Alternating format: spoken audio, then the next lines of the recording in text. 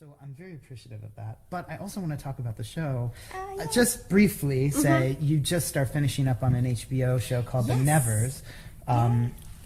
Which you can say just the synopsis of the general, because that's out there already, right? Yeah. It's the new Joss Whedon show. It's Victorian women with superpowers, and I didn't expect to be writing for a TV show at all, but I loved it, and I loved creating something with other people and other amazing creative minds, and it's been great writing well, honestly. And again, I can't say very much about it, but the show is set in London in 1899. And if we're talking about stories that people have told themselves about trauma that's not supposed to exist, stories about the British Empire are really, really interesting to me right now. And you know, being a British person in a room with mainly American writers, it was really interesting and important talking about that. I mean, look, if you bring it back to millennials as the generation that names the problem, that points to the damage.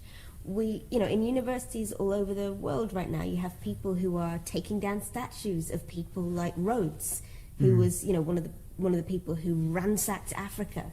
One of the British guys who just went in and took whatever they wanted.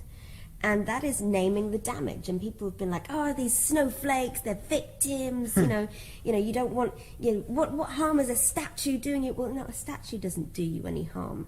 But the idea that the people who ransacked Africa and enslaved your ancestors are uncritically celebrated in culture, and the other side of the story is never told, that does damage. Right. And, I think if we're going to tell stories if we're going to tell a very expensive period historical story. I mean, God, this show is so... I mean, I'm new to this industry, but man, this show is going to be expensive. But in fairness, we could talk again and again. So I just want to say thank you so much for coming by. It's so great to hang out and to talk finally. And everybody, your show will be out next year? Yeah? Well, we don't have a date yet. Okay. Yeah, The Nevers will be out, and when I have a title for the giant book on consent, I will let you know. Okay, awesome.